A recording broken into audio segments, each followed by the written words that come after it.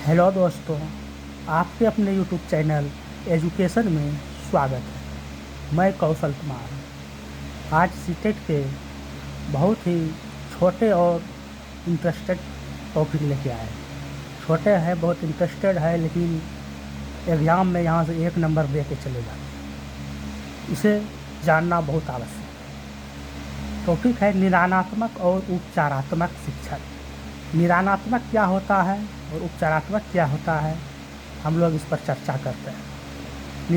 निदानात्मक शिक्षण यानी कि डायग्नोस्टिक टीचिंग। डायग्नोस्टिक टीचिंग क्या होता है? निदान का अर्थ होता है कारण जानना, यानी इसमें बच्चों की असफलता, कमियों, कठिनाइयों का पता लगाया जाता है। निदानात्मक शिक्षण में जो है बच्चे की कमियों का पता लगाया जाता है, कठिनाइयों का पता लगाया जाता है, उसे क्या समस्या है, कहाँ पे उसे परेशानी हो रही है, क्या दिक्कत हो रही है, उसे कैसे पढ़ाया जाए। उस सब के लिए जो है निदानात्मक पता लगाना है कि उसके दिक्कत क्या हो रहा है। और उपचारात्मक शिक्षक रिमीडियल टीचिंग वह होता है जो बच्चों की कमियों का पता जब लगा लिए निदानात्मक में, तो उसके बाद उसका समाधान या फिर दोबारा से शिक्षण करवाना उपचारात्मक शिक्षण होता है।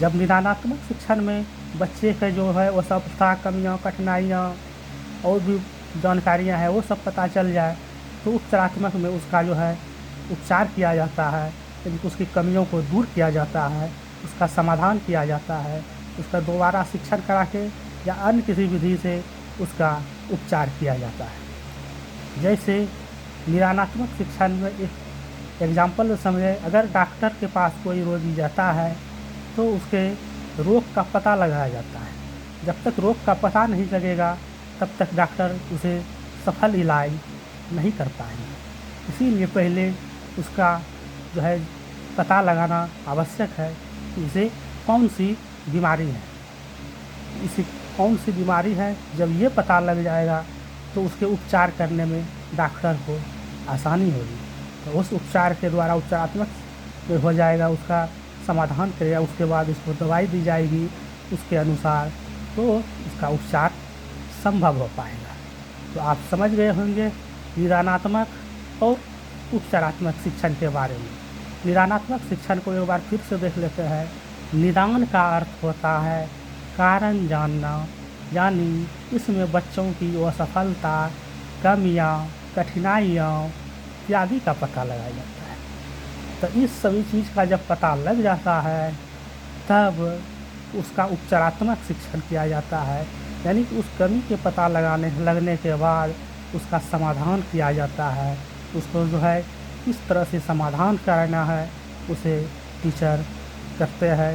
उसमें फिर से दोबारा पढ़ा कर या उसमें और सुधार करके, शिक्षण में और सुधार करके उसे उपचारात्मक शिक्षण किया जाएगा, उसे उपचार किया जाएगा। तो आप लोगों ने निदानात्मक और उपचारात्मक शिक्षण को पढ़ा, समझा। हमें लगता है कि आप लोग को कहीं कोई परेशानी हुई होगी, आप लोग अच्छे से समझ गए होंगे। अगर ये आपको समझ में आ गया तो आप जो है कमेंट करके बतावें और लाइक, शेयर और सब्सक्राइब ज़रूर करें। तो इस वीडियो में तत्काल इतना ही। धन्यवाद। मिलते हैं नेक्स्ट वीडियो में। भाषा और चिंतन के बारे में पढ़ेंगे। नेक्स्ट वीडियो में भाषा क्या होती है और चिंतन क्या होता है। तत्काल इतना ही। आप लोग को इस वीडियो देखने के लिए बहुत बहुत धन्यवाद।